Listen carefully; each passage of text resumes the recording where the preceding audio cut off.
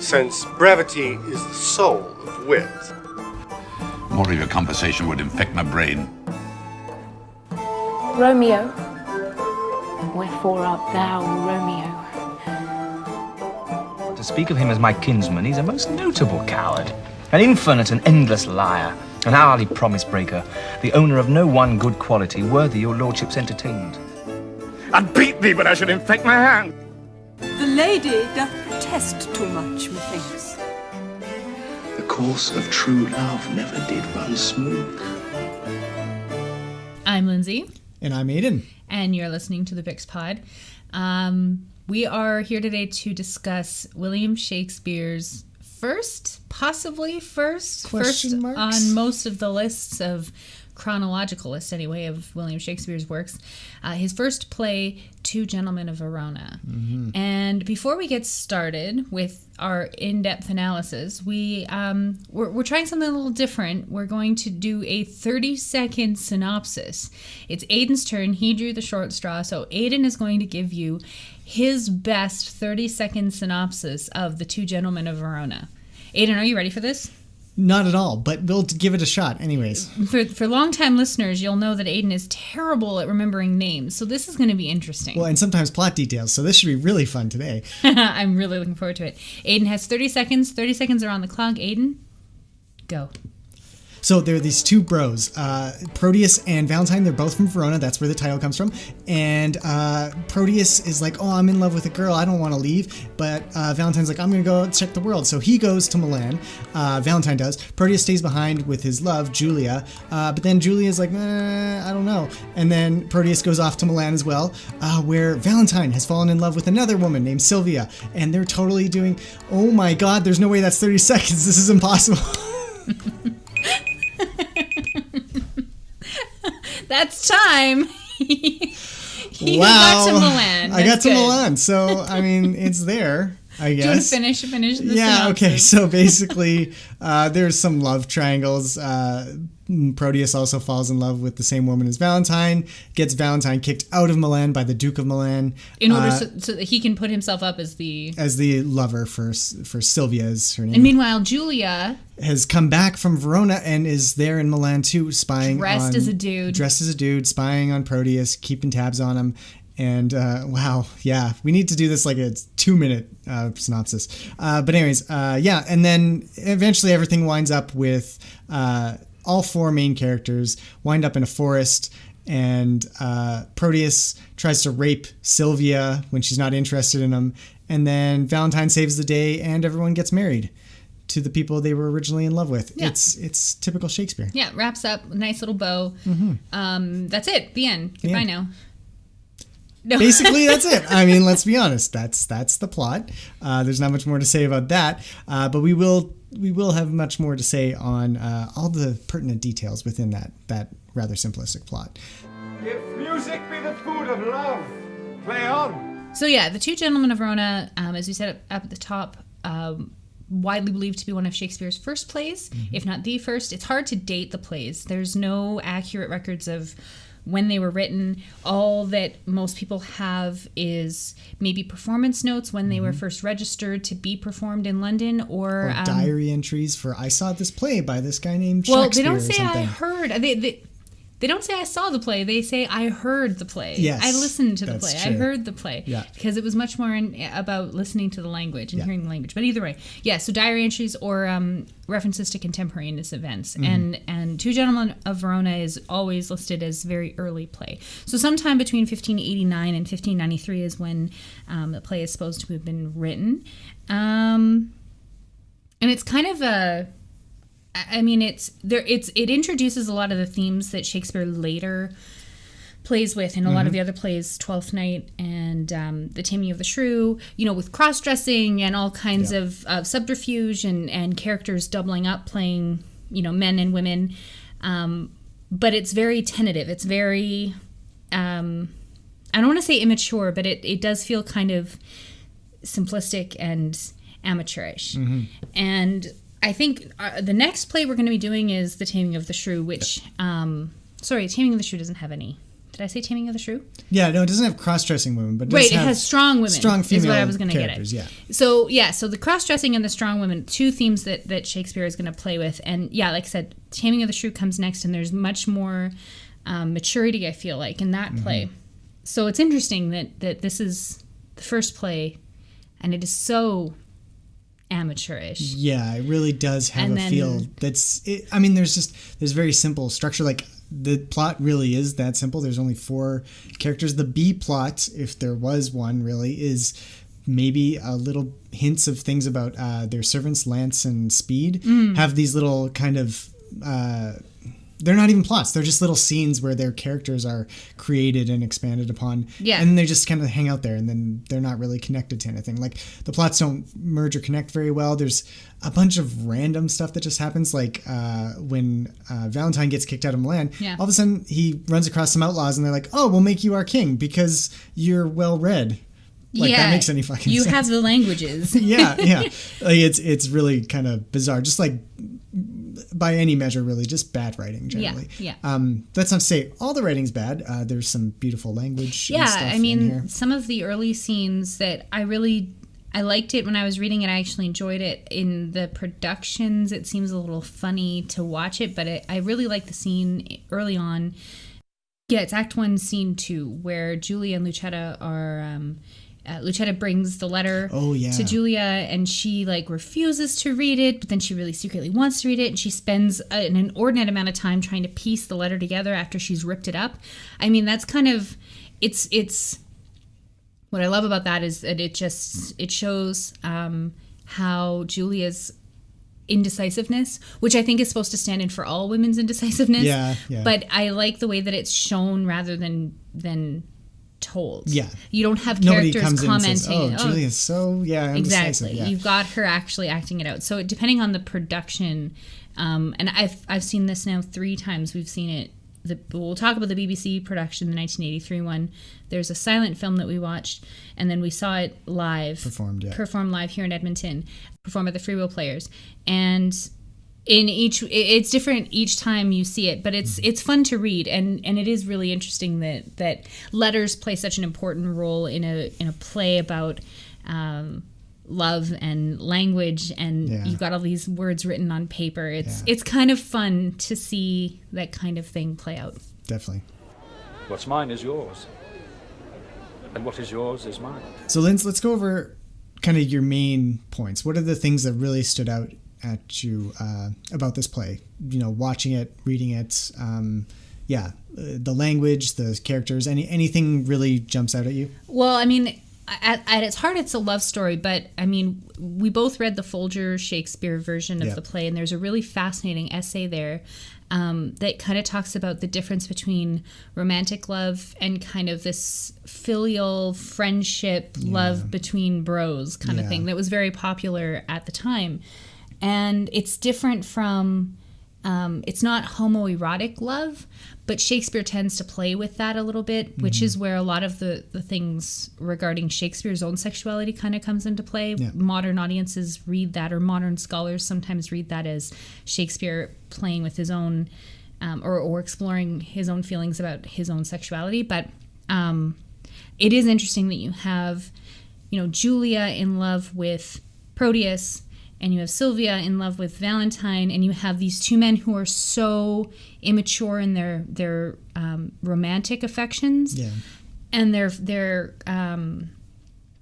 true loyalty is really to each other more than anything else. But at the end of the play, the goal is marriage. Yeah, and they can't marry each other, but but they don't really respond to the romantic love the way that you would expect men to do. Exactly, and it's an interesting thing. The essay was really enlightening in that way, because it really helped explain how in Shakespearean times, that kind of bro love was really the epitome of love in a lot of ways, because romantic love is fleeting, and it's based on youth and beauty and all these things that go away. And there was no such thing as romantic marriage. Like, you didn't marry for love, you married as a political thing. So that idea, economic needs and stuff. Yeah, exactly. It was not the same, right? It's not our understanding of love is not what Shakespeare plays with a lot of the time. Right. So he, so that underlying sense of love between these two men is really supposed to be kind of the moral ground of the play. Yeah. So all this, but that's not where the majority of the actual play is. The majority of the play is the romantic love, and that's where all the tension is. That's where the drama lies in Proteus. His love, his finicky love, I guess. Yeah. Like goes from Julia, whom he is, head over heels for. He refuses to leave Verona because he can't be parted from his beloved Julia. And the minute he lays eyes on Sylvia, he falls in love with her. I mean, the women are the ones who are indecisive. Like it's maybe Proteus, it's totally Proteus, Yeah. Which is really fascinating because Proteus, as a historical, like a mythological character, is that inconstant. Exactly. So and yet you have Valentine, who is the lover, of course, and his love is pure and true, although he's a complete idiot about it, right? Like that's what's so fascinating is that yes, and you're absolutely right. Like the grounding of the play is on this bro love, this brotherly love that these two men have for each other, but all of the plot, everything that drives the plot is surrounding the way that they express the affection and romantic affection for the women in the play, or don't, as the case may be. Yeah, exactly. And I think that's kind of part of the moral centering of the play. We didn't talk about this very much yet, but this is, Shakespeare's plays are morality tales. All plays back then generally were, they had a moral to them. Mm-hmm. And, the good people survived and the bad people died generally. And if it was a wedding, everybody's happy at the end and everything, right? Everything, all's well that ends well, basically. And here I feel like it's exactly getting to the point of the essay from the Folgers Library, which is that romantic love is dangerous, and it is not something to build a long-term relationship almost on, because the romantic love is what drives these two great friends apart. And it's basically it's a source not of evil but of mistrust and conflict. Exactly. But then why do you suppose that the play still sets that up as the goal in the end? Or is it maybe the goal at the end is to bring Valentine and Proteus back together, and their girlfriends just happen to be there, and it's like, all right, let's just go with it. Yeah, and that's kind of how it works out, right? And we'll get to the end. We'll get to the end soon, but I mean, that's really how it kind of works out. I was going to talk about the rape scene, but I see it written in your notes, Aiden, so maybe you want to... is that one of the things that you would take away as a major plot point or a major point of the play? Yeah, just because it's disturbing. I think we haven't read all of Shakespeare's plays. Neither of us have, but it's the only time I can think of where a rape scene or an attempted rape is actually depicted on stage. Maybe it's referenced in another play? Yeah, and there's other things where they mentioned that she was raped, or he was a rapist or something. Off stage. Yeah, it's all off stage. Here it's like right in front of your face. Like he says, "I'll force myself on the iron." I'll force you to yield to my desire. Yeah. I think is the good memory, Liz. So it's pretty graphic, but the rape scene itself is only half the thing, because what comes afterwards is Valentine. So first of all, it's Proteus trying to rape Sylvia again, as I mentioned in the forest, where Valentine is watching from the trees because he's been adopted and made king of this band of outlaws who have also been kicked out of Milan. Yeah, and so Valentine is watching all of this happen. Yeah, and then he steps in to save Sylvia, as a good gentleman would. And then instantly forgives Proteus. Basically, he's like, "Yeah, it's okay." Literally, like it's like 15 lines or something. Yeah. Proteus, like Valentine, accuses him of being well, I don't even think it's the violation of Sylvia that he's upset about. It's more that this is my girl, this is my woman, and you're moving in on my territory, and that's what he takes offense with. And then he gives Proteus a chance to kind of explain himself, and Proteus feels bad, and then Valentine's like, all right, all the love that I have in Sylvia I give to thee, I think is the line, paraphrasing, but he basically accepts him back and says, "Oh, you're forgiven." Sylvia doesn't get another line. Julia doesn't have much more to say after this either, because she's already there, or she shows up and then I think, faints because she realizes that Valentine is going to give Sylvia to Proteus, and then Valentine and then Julia, who's dressed as Sebastian, is going to lose her beloved. Yeah.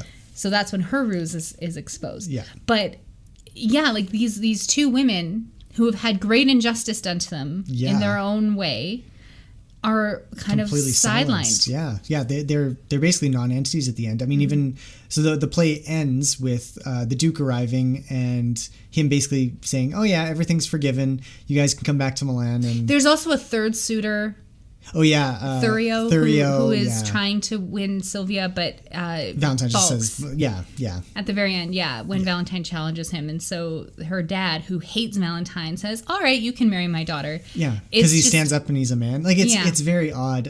Like this is like the ending is very rushed. Like you read and you're like, "Whoa, that all happened really, really quick." Yeah. It is wrapping up a bow on a package that was not very well wrapped, I'd say. It's like Aiden's Christmas presents. Yeah, you can tell when I've wrapped them because they're basically not. And another major point for me, at least, was Julia. I thought she was kind of a really interesting character. The first cross-dressing heroine in the very first play, potentially. Definitely a preview of things to come. And I thought she was interesting in that she was the only. The women are the constant characters. Yeah. Once Sylvia's fallen in love with Valentine, that's it. Yeah. And Julia never gives up on Proteus. Yeah. In spite of everything, in spite of him blatantly, saying, "Oh, Julia, who's that? I hate her. I love Sylvia now," right to Julia's face as Sebastian, right up to trying to rape Sylvia. Yeah. She's just very constant, and I found that strength of character and that willingness to stick it out made her engaging in a sense, especially when she was watching. There's a scene where Proteus is serenading Sylvia, and Julia has to watch, and it kind of breaks her heart. Yeah. And in the BBC production that we watched, I thought that was a really touching scene in a lot of ways. Right. So that part made her character interesting, but then at the end you're just like, girl, just come out, like this guy's terrible, you should not be marrying. There's no way he's going to be faithful in the long run. Like this is not a good match. So I found her character juvenile. It's a lot like the rest of the play. It's kind of a juvenile setup for the future heroines of Shakespeare. Did you have a similar kind of take, Linz? Or? Yeah, I felt more. I was really upset, I think, at the fact that these women were treated so poorly, that I didn't see her character as fascinating so much as I thought it was fascinating that what we talked about already, that the women were the constant ones in a play that really frames them as, at least early on with that scene with Julie in the letter, frames them as the ones who are indecisive and not able to put their hearts where they want them to be. Yeah. And you tend to think about men as being logical and rational, and so maybe it's true in matters of the heart, you guys just don't know what the hell you're doing, and women know better. I don't know, is Shakespeare tapping into some kind of deeper truth here? But I thought that was the interesting part about Julia's character more than anything. We haven't talked about the letters too much yet, but there is some really interesting stuff happening with the letters that are passed back and forth as well. And it really brings in that subplot of Speed and Launce, and the dog, Crab, which is the only dog in Shakespeare. Role. Yeah. Except for the bear in Pursuit by Bear, of course, yes. Yeah. But in The Winter's Tale. Is that Winter's Tale? I can never remember which play. Yeah. But that you have these letters that are being passed back and forth, and so much information is being passed by the written word as opposed to love sonnets that are being read out loud. I just think it's interesting that a writer would choose to I always find it interesting when writers choose written literary devices in their stories. I don't know why. Like when you have, characters writing letters in a book, or if you have them or one of the characters is a writer and he's writing a story or something, you're just like, I just think it's meta in a way. It's very cool. But then there's this interesting thing where the fool characters, these assistants, Speed and Launce, treat the letters like currency almost. Like they use them in order to get money, and it's words that these gentlemen and their gentlewomen are pouring their hearts out on, and it's their romantic fate lies on these pages. And these fools just come in and they're like, well, the delivery of this letter is worth more than a gold piece or whatever, or the smack you gave me for delivering that kind of thing, right? Like, so I thought that was kind of cool, like equating, I don't know if that's a commentary on classes and the way that, because we do have gentlemen. There are gentlemen, or they're working to become gentlemen anyway. I want to talk more about that in a second. Yeah, absolutely. But and they have the time, the leisure to think about these things, whereas these characters who are just, mere servants, all they can think about, they don't think about love, they don't fall in love, they're worried about the money, they're worried about how they're going to eat, they worry about, being beat up instead of their dog, taking the licking that the dog should have gotten instead of, and I thought that and even when they do worry about love, it's very practical. Like, was it Speed or Lance? I can't remember who had his future wife described to him there was basically, he read a letter describing her qualities and her faults. Yeah. And they're very, very simple. There's very little about her character. It's like, oh, well, she can sew really well and she knows she works really hard, but she doesn't have any teeth and her breath stinks. And he's like, well, you know what? She's perfect for me. I'll take her. Yeah. And it's that simple. Whereas, the whole drama about love and relationships for the nobleman is so well. And maybe that's why you remember that these plays are being performed for most of the audience that would be there would be groundlings, would be people who paid a penny to get in. They're not wealthy people, so the comedy of these characters was written for them in language that they would understand, so it's relatable to them. I don't think they would find the flowery language that Proteus uses to try and woo Sylvia, or the stuff that Sylvia says to Valentine, or the way that Julia reacts to Proteus.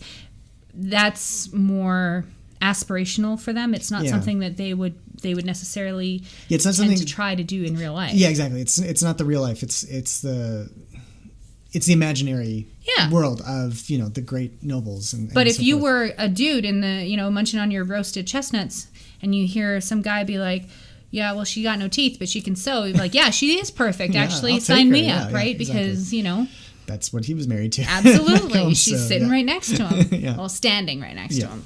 But maybe there's something interesting there about that.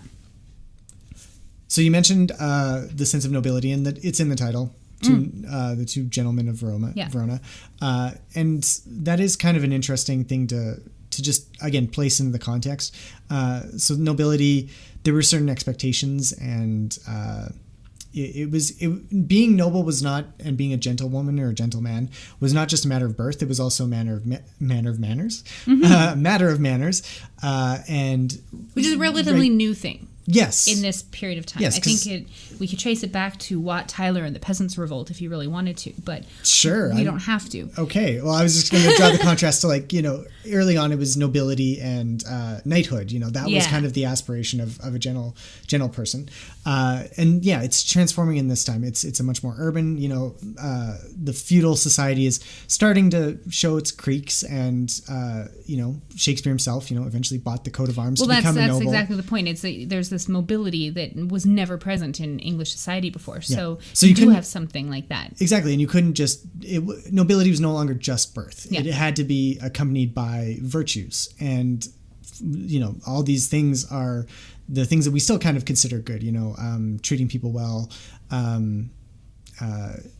like learning, all the virtues of a well-rounded Renaissance man. Exactly, yeah. Which is brought up early on. One of Proteus's father's advisors, I guess, says that what makes a man, like most of the other men of Proteus's age are off on the continent. They're learning, they're going on adventures, they're doing all these things, and that's what makes a gentleman. And Proteus is sitting at home pining for a girl, right? Which is not gentlemanly behavior. That's not the behavior of a well-rounded Renaissance man. Yeah. So there's this push on Proteus's father's part to kind of, send him off, and this is a journey for him to become a gentleman. So maybe that's why that final scene and all of the actions that lead up to it are so maybe it's so jarring for a modern audience, because we expect a play called Two Gentlemen of Verona to contain gentlemen, and these guys are not gentlemen yet. They're working towards it. Exactly, and I think ultimately it's in that final scene where Valentine Proteus begs forgiveness, and Valentine forgives him. I feel like forgiveness and understanding when you've been wrong, they're very Christian virtues. Like they're the highest Christian virtues. So I feel like, again, this is the moral center of the play, bringing everything together. Like they were not gentlemen until Proteus asked for forgiveness and Valentine forgave him. Yeah. And then all of a sudden they were gentlemen. And of course the Duke's going to realize that just by talking to them for 3 seconds. And the women are going to be okay with it because this is such an important gentlemanly trait. We as modern audiences really struggle with that. Yeah, because we're like, oh man, our these guys society are is not. I mean, we live in a quote unquote Judeo-Christian society, so the morality does underpin a lot of what we understand about how we relate to one another. But it certainly was not as present as it was in Shakespeare's day, and even up until the Victorian age, right? Yeah. Where these morals and virtues were so present. Yeah. We just don't understand that. We see this horrible act being perpetrated on poor Sylvia, and we think, oh my God, how can you just allow this to happen? # me too the shit out of this. But that's not how it works. You can't do that. Yeah. So I mean, my note when I was reading it the first time, like it feels like it's two bros of Verona. Like these guys are just typical like bros, you know. They're just they're there hunting down the woman they want. They don't care about anything else, and they'll stab each other in the back. And so it's very, you know, it just twists your head at the ending. It just sends you for a real ride because you're like, why does this happen? But yeah, exactly. But when you really center it on that, when you realize that that brotherly love or that filial love, it's not filial love, but the friendship that love these two men have for one another is the center of the play, and that there's this Christian morality underneath all of that makes everything make sense. It still doesn't make it feel okay. It really doesn't. Really don't like that it. Ending is bad, but yeah. Nothing will come of nothing. So I just wanted to talk briefly, Linz, about those intersecting loves, because I think the language and the way it kind of works out between them is that there is a lot of the blurring of lines between those. Yeah. That was what, again, the essay in the Folgers edition really kind of encapsulated and helped expand, because there is like there's supposed to be hard distinctions between these kinds of loves. You have romantic love for marriage and childbirth, and that's kind of it. And then friendship love was really about finding someone who was equivalent to you in every way, and that's an important part of it. They can't be friends with Speed and Lance because they're not equals. Friendship in this time has to be between, you know, perfect equals. It's kind of getting to the Aristotelian. I was just gonna say you read my mind, because it really is about, you know, the two things being one, really. And that you have another half out there walking around in the world. A lot of people today read that as soulmates, marriage, romantic love. Yeah. But in Shakespeare's day, when these ideas were really percolating among certain classes of people, it was considered platonic love. It was that was the highest form. It was of completing oneself, and it only existed for men. Yeah, which was really interesting. That women and men, as Harry and Sally discussed, could never be friends. Yeah. But women also couldn't. Well, it doesn't seem like that exists, or if it did, Shakespeare didn't write about it, and people didn't really talk about it that much. Maybe because women, you know, in the great chain of being, were not as important as men. Well, and also in Shakespeare just existing in the time he did, he probably wouldn't have had very many close female friends in which to learn, you know, how they express their feelings between each other. And it was definitely not written about because women didn't write about their friendships or their feelings. They were not given that avenue, right? No, women didn't even know how to read most of the time. Women were property of men. This was not something, women didn't have the agency to develop friendships, right? Exactly. So, but I just to jump back to my point, I think what's interesting in the play is that those hard boundaries between those different kinds of loves are kind of played with a little bit, because it's Shakespeare, and Shakespeare loves to play. He loves to do puns and wordplay and stuff, and there's tons of that here. But it's, you know, it starts just pulling at the threads of what love means, and you know, there's a bunch of metaphors about it. One, love is blind, and then a couple scenes later, I think it's love has 4 eyes or something like that. Right. Like it's contradictory, and it's kind of saying, well, the word love has a bunch of different meanings, and in typical Shakespearean way, he just kind of makes these associations that I think in theory, how people at the time were expected to act and behave and believe was in hard distinctions, but he's not comfortable with that. So there are some, like, you could read the relationship between Valentine and Proteus as homoerotic in a lot of ways. The play starts with loving Proteus or something like that. Like Valentine's talking to him as loving Proteus, my best friend, you know. Love is one of the first words we get to describe Proteus, and it's not just the fact that Proteus is in love with Julia, which is what the conversation's about, but it's also, Proteus, you love me so much. Yes, you know? and I love you too. And I love you too. Like, and let's talk about the mythological stories of deep love, which has the double meaning of being the depth of my love for you, but also deep penetration, getting in there, which I mean, all of these things are being played with. You're absolutely right, in really interesting ways that blur those lines. Was it to be subtextually homoerotic? I don't know. I don't think so. Yeah, probably not. But you can still read it that way, and I mean that's what I'm talking about. It's just that he's pulling at those threads, and so as a modern reader, we can walk in there and say, oh well, that's Proteus and Valentine totally did it.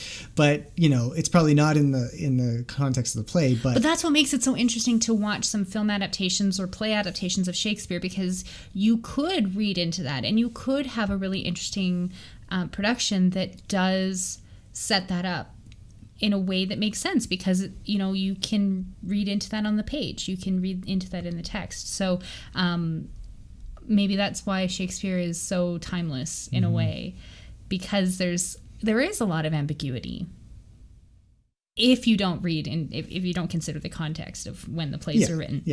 Poor Yorick. I knew him, Horatio. A fellow of infinite jest, of most excellent fancy. I think just to tack on just a little bit at the end here, Shakespeare does pull at these threads a little bit, because as you say, there is that hard delineation between the two, but maybe there's an attempt on the part of the playwright to maybe bring them together so that they aren't as hardly delineated. Yeah. And that might be maybe that's a topic for an entire show about love and friendship in the Elizabethan age and Shakespeare plays, and specifically. But that's a really interesting point. So some of the adaptations, there is only one film adaptation. The BBC version was done for TV. That was the TV. Yeah, TV, made for TV movie. The film version was this 1931 silent film. Yes. And okay. Chinese silent film. Aiden did a little bit more research on this, so I'm going to pass it over to him so we can talk a bit about it. You want to talk about that one first? I did, yeah. So in Chinese, in Mandarin, and I'm going to butcher this, of course, but Yi Jian Mei.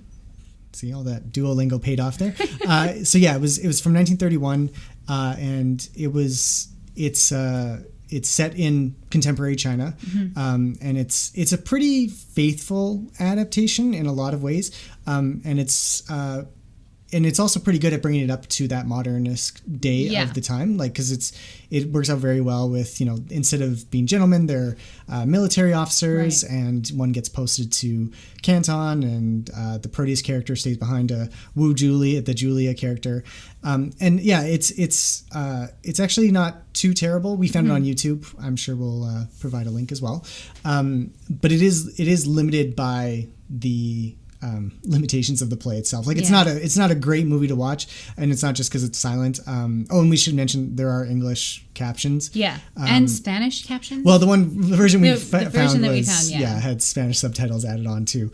So it's really just kind of a it's a fine adaptation, I guess. Some parts are actually better. Like, they build up when the Valentine character is sent out.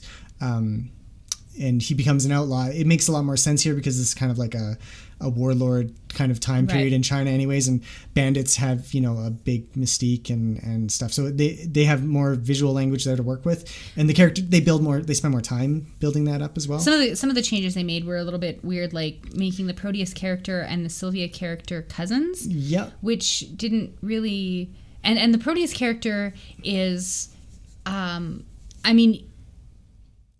it's one of those situations where the actors they cast for these roles are meant to look a certain way so that you know that they're good and bad. Yeah. Right? Like the actor who plays Valentine is hella gorgeous. He's really good looking. And the guy that they got to play Proteus is just not attractive at all. He's kind of short, stocky. He looks shifty eyes. He's just not. You don't trust him. And you know from looking at him, it's like, oh, well, he's a bad guy. Yeah. It's one of those things that's telegraphed very clearly, especially in silent films. Yeah. It's like Snidely Whiplash, you know? Yeah. And so, like, that's just not present in the play. Proteus is not meant to be a bad guy on the page. So that was a choice that they made.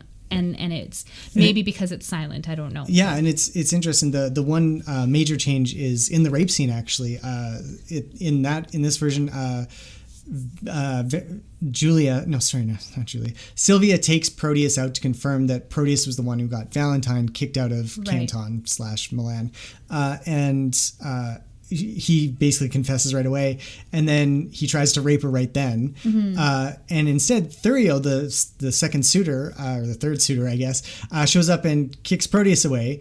And then he also tries to rape Sylvia, and then Valentine saves her, but then doesn't meet up with her right away. It's a little more convoluted, but it shifts. It makes Thurio out to be a bit more of a good guy, and he's actually he has more of a role generally. Thurio doesn't really do much at all. He's there for comedy in the original play.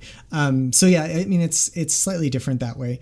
But yeah, it's a fine adaptation, I guess, for what it was. I think there's a reason now, but nobody else has made a film version of this because it is very juvenile. The story is not that interesting. I thought I read somewhere that it was one of the last plays to be brought back to the stage after the restoration of the monarchy after the Civil War. Yeah. In 1660s or whatever. So it was. I think it was well into the 1700s when it was performed again, and maybe there's a reason for that. Because you're right, it's not a very engaging play, and it's not something that lends itself well to modern adaptations. Probably because of that rape scene, that it's too hard to contextualize that for modern audiences without having heavy footnotes. And no offense, but I don't think any adaptation, I don't even think in Shakespeare's day, people are like, oh yeah, the Proteus guy's a great guy at the end of the play. No, I just think not. You can't reclaim his character that easily. And Shakespeare tries to in that final scene. So I think it's always going to be a failure at that. And the other version, the way we know this is because we watched the other version as well. The 1983 BBC version, which, the BBC is I love watching BBC adaptations because they are so faithful to the original source material. And Aidan we took a Victorian literature class together. It's a little background for those of you who care. Yeah. And one of the books that we were forced to read was Jane Eyre, and Aidan hates this book entirely too much for any normal person. But the BBC version of Jane Eyre, I loved it. It's like 50 bazillion hours long, and it's every single line. And I remember watching that with you, Aidan, when we were like 19, and you were just like, "Why are you making me do this?" Like almost broke up with me over it. Probably not, but no, but so yeah, the BBC productions, and they've done every single one of the Shakespeare plays. And this was in the 70s through 80s. Like this, these are not modern. No, they're not versions. And but Two Gentlemen of Verona was done in 1983 by the BBC, and it looks it. Yeah, it's very 80s. It's very 80s. It's a weird time period. Everything that was made in the 70s or 80s, through the 60s, 70s, and 80s, I guess, they didn't bother to try getting the hair right or like the makeup right. Like there's so much feathered hairstyles that it's just so weird. But there is this funny attempt at making it look like a sunny Mediterranean climate.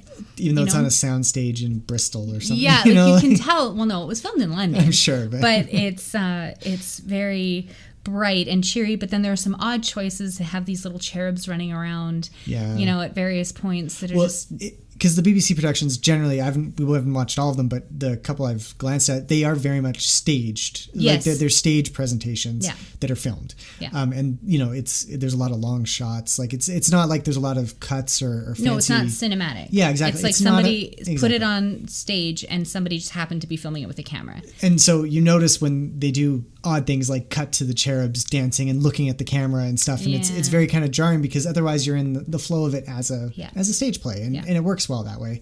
But yeah, when it tries to be cinematic, it kind of jars a little bit. Yeah. But so redeeming Proteus's character in this version didn't really work. No. And that was really, it was interesting to watch because it was the first time we'd seen this production done since, well, I don't even remember when we saw it performed on stage, and I don't remember. Maybe I fell asleep. I don't remember this play watching it really. No, well, and I don't remember the end. I don't remember the ending. I think they might have changed the ending, to be honest. Maybe because I think they put it on 4 or 5 years ago. So I mean, it wasn't a Me Too era, but it was, We're all I don't woke. think you could. Well, we're more woke than we're getting more woke all the time, right? And that's the thing. I think anybody who reads this play in the 21st century, honestly, is like, how am I going to possibly try and reclaim Proteus's character? And I don't think you can. So they might have softened it and been like, they might have taken out the explicit rape scene and just had him be, "Oh, I love you so much, Sylvia," or something. And that's when Valentine jumps in. I don't know, but this one was definitely hard to watch that way. And I did like the actress who played Julia. Yes, Tessa Peake Jones. Yeah. I thought she was really good, and and I liked Sylvia, the actress who played Sylvia as well. Yep. But the parts with the servants with Lonson and Speed were really funny, and I really liked the way they staged the conversation that Valentine has with his servant. Because around the letter when it's actually a really funny scene because Sylvia has asked Valentine to write a letter to her lover, and he writes it and gives it to her, and she reads it and then gives it back to him, and he thinks he's done a bad job at the letter, but really she's given her letter to her lover or to the one she loves, right? And he doesn't get it, and that's one more instance of the men being just total doorknobs in this play. And the scene where the fool gets it and the gentleman in waiting doesn't is quite funny, especially because he's played by like a 14-year-old kid. So I really like that they chose to do that. Yeah. Plus, there's a really cute dog. Yeah. Yeah, Crab is adorable. Crab's just cute all the time. I don't remember, was there a dog in the Chinese and a spray of plum blossoms? No, I don't think so. That's disappointing. That is disappointing. But they were horses. There were horses. There were lots of horses, so that's good. Have it be coward! So now we're going to open a brand new segment on the Bix Pod called Marriage Counseling, for lack of a better term. It is where Lindsay and I will take opposing viewpoints on a particular aspect of the play. And one of us will be right and one of us will be wrong. And before you get started, you will be wrong, Lindsay. I will be right. I'm always right. This week we're going to take an analysis. We're going to dive into one specific piece of the play that I think we just naturally a little bit disagreed about, and we're going to expand on that. So it is kind of the key phrase, the key sentence that really screws up a lot of people when they're in the play. It's Valentine's response after Proteus has tried to rape Sylvia. Act 5. Scene 4, I think, and it's basically the line. So it is as follows. By penitence, the Eternal's wraths appeased, and that my love may appear plain and free, all that was mine in Sylvia I give thee. So, Lindsay, why don't you start off? You tell me what you think that means, and I'll tell you how you're wrong. I love that you set me up for failure. So, just right from the get-go. That's what marriage is all about. So, what struck me about this line, and I was kind of prepped for this because I had read a little bit about this line before I read the play, and so I was waiting for it. And when I got to it, I couldn't help but read this as though he was literally giving Sylvia to Proteus, and maybe it's because of the fact that women were considered possessions. This was not something that would have been questioned in Shakespeare's time, that you could just give over you're a woman to another person because it was an exchange of property. It was like exchanging the letters, right? There was nothing to it. And the fact that that these men their friendship was elevated above all else, and the women that they loved were just mere property, I had no problem understanding this as a literal, here, take my girl. You can have her. So you think he literally gave her away? Yep, I think that he was if not saying like he didn't pick her up and like, drop her at Proteus's feet, but he's basically saying, I give you my blessing. Like I'm relinquishing all the love that I had for Sylvia. I give Yeah, you can go ahead and rape her now, kind of thing. Well, not rape. I'm saying, here, take her. Like, you can have her. I don't love her anymore. Yeah. I love you so much, Proteus, that I'm going to give you the thing that I love more than anything, which would be you, but is in female form. Here you go, Sylvia. Yeah, exactly. So, I mean, I kind of could see that too if I didn't actually read the thing, because it's very, very clear that, the line is very explicit, that my love may appear plain and free. All that was mine in Sylvia, I give thee. It is the love that he's talking about. All the love he has in Sylvia, he's going to give to Proteus at this point. Because, and that just, it makes sense in the fact that he's forgiving him. So he's saying, don't worry, I love you, man. I love you, man. This is the end of I love you, man. All over again. You know what? Don't worry about the girl. You know what? I love you. All my love I have for her. Yeah, I got tons of love for her. Obviously, I was gonna kill you because you were trying to rape her, but instead, I've given all that love to you. I feel like it. I feel like the rest of the play doesn't make sense if he's literally giving her away, because there's obviously two marriages going on. Right after this, Julia comes in and reveals herself, and they all wind up happy together, which wouldn't happen if Sylvia was also marrying Proteus. Like, Proteus can't have two wives at the end of the play. So obviously he's not actually giving away Sylvia. No, but the fact that Julia, as Sebastian, faints, and then Proteus realizes that he actually still loves Julia, changes that dynamic. And then he's like, you know what? It's fine. I'm going to stick with Proteus. Yeah, I'm going to stick with my original love. Because I think if you're going to give all of your love to somebody else anyway, you might as well just give the thing that you used to love. Like, there's no sense in that. If I were Sylvia and I heard somebody say, I love her a lot, but I'm transferring all of my love from her to you, I'd be like, all right, bye. Like, yeah, but she doesn't. She sticks I understand that, but it's still like it still means that he doesn't love Sylvia at all. Yeah.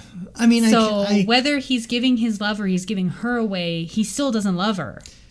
Yeah, but then he marries her at the end anyways. Like, I don't know. I get the sense it's more of like a peace offering more than it is an actual thing. And that's why the word love is so important to it. It's about the love, not the physical person as property, like I feel like that's kind of where it comes across. But then why, you brought up a good point, why in the world do they get married anyway? Why even go through with the and marriage? This is why it's so terrible of a play, because Sylvia never gets another line. We never find out what her interpretation of this whole thing is. It doesn't matter. Women are property. They don't matter. Exactly, and that's the even though her father's a duke, so she's royalty. She's a far higher station. We didn't even get to that point. Valentine. The Duke is also the emperor, because possibly he was thinking of Charles V. There's so many things that we could talk about. When we get to the Shakespeare authorship question, we're going to have a lot to talk about. The fact that Shakespeare writes that you could sail from Verona to Milan. They're both inland. There's no ports in either city. Right between the two of them. Yeah, but we'll get to that. Okay. The point is that there's this ending that is just very not. I think we can agree on that. Yeah, it's bad ending. But I can't buy this. I had this written down because I thought it was very clever. Now that I'm reading it, it's probably not. But I feel like that interpretation of he's literally giving her away is like the NRA interpretation of the Second Amendment. It's like you completely missed the preamble about the militia/love, and you're just like, oh, the right to bear arms are not. We are definitely going to need marriage counseling because you just compared me to the NRA. Yeah, well, you're well organized. Oh my God. This podcast is over.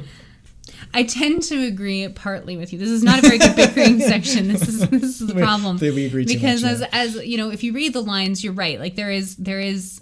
I see the merit in what you're saying, but I think if you read between the don't agree with me. Okay, I'm not going to. Yeah, you suck. What are you talking about? This is going to make this bickering thing just not work. But the idea that at the end of the day, it's the love between Proteus and Valentine that is paramount, and the love that either of them had for Sylvia or that Proteus had for Julia is just secondary. Really takes the steam, the wind out of the sails of this double marriage at the end, which is supposed to characterize the ending of a comedy. You have this wonderful marriage, but there's just nothing left there that, it should be Proteus and Valentine getting married, as far as I'm concerned. Those are the ones. Two bros of Verona. But because the romantic love of the play is so much, it's so relegated to second class status that it's almost not even necessary to have this marriage at the end anyway. Yeah. Because, like I said, whether you've literally given Sylvia away, or you're just transferring your love from Sylvia to Proteus, Valentine is still saying, like, why did he Bros before hoes. That's what he's saying. Bros before hoes. Yeah. But why did he even marry her at the end anyway? And why did Proteus go back to Julia? Maybe it comes down to the idea that marriage was still something that gave you some kind of social, And getting back to it, it's what gentlemen did. They married gentlewomen and had gentle babies. So as they, that's a great way to end it. We should just leave it there. And that's the way that the play, I think, is really setting you up to understand these two gentlemen. They're becoming gentlemen. They reach the end of their journey through this path of forgiveness, and then the marriages at the end will solidify their status, and that's it. They are now gentlemen. So, yay! Title complete, I guess. Yeah. Did you like the play? There was some nice language. I'll give it that. There was some nice wordplay. There were a few okay scenes. That's about it. Yeah, I think that's probably there's some really beautiful language. And I like Julia, but I also didn't. So no, I didn't like the play very much, Lindsay. Sorry. What about you? Yeah, the beautiful language. What light is light if Sylvia be not by, and all that stuff that Valentine says, or the way that the lovers part when Julia and Proteus leave one another, and they talk about the cloudy day, absconding with the sun because you're leaving me. Yeah. I mean, it is very flowery, romantic language. I mean, remember Shakespeare was a poet first. That was his main bread and butter, was writing these romantic sonnets to the. We don't know. Well, yeah, Henry Wriothesley or the Dark Lady, these were the subjects of his romantic sonnets, and this is perfect language for that. It's romantic, and to subvert that at the end by having this be all about friendship as opposed to romantic love, it's a strange choice. Maybe it's only strange because as a modern reader, I'm not getting the full effect. If I had a TARDIS. Yeah, but you'd still be you. You wouldn't have all the social conditioning of a. But I could talk to people. Sure. I could talk to people and figure out what was going on. There's going to be a lot of TARDIS talk in this podcast, I think. Probably. And if I actually did have a TARDIS, they'd burn me as a witch. You know that, right? Yeah, you definitely need a couple sonic screwdrivers to get out of the jams you would find yourself in. Anyway. Parting is such sweet sorrow that I shall say goodnight till it be morrow. For future reference, for any of you who are interested in reading it, the essay that's featured in the Folger Shakespeare edition of The Two Gentlemen of Verona is called The Two Gentlemen of Verona, A Modern Perspective by Geoffrey Maston. We'll put a link to, we'll write it out in the description, and if we can find a link, we'll post that up there as well. Yeah. But it's definitely very worth good reading. Resource. Yeah. So that concludes our episode about The Two Gentlemen of Verona. Thank you for joining us. Thank you, Lindsay, for being an excellent discussion partner. Thank you, Aiden, for allowing me to speak. Considering I'm your property, right? Oh man, if only it were true. That would suck. I mean, of course, that would totally suck for everybody, including the men. Good men. Good men. The next play we're going to be discussing is The Taming of the Shrew, which Yes. I think we'll have lots to talk about. It's one of my favorite plays that Shakespeare Yes, wrote. oddly, because it's so brutal towards the main character. But yeah. I think there's some interesting stuff to talk about there. There's some feminist slants that can definitely be read into it, and I enjoy that very much. So I am looking forward to talking about that with you. But in the meantime, we will make our exeunt. Which means exit, right? Yes, in the language of Shakespeare, exeunt means I'll exit. Okay. Bye!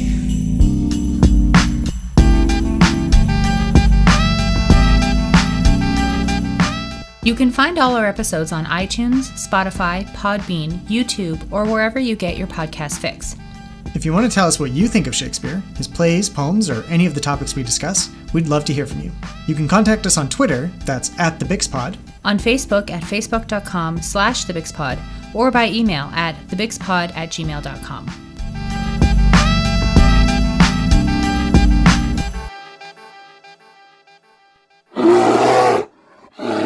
That's our cue to exit.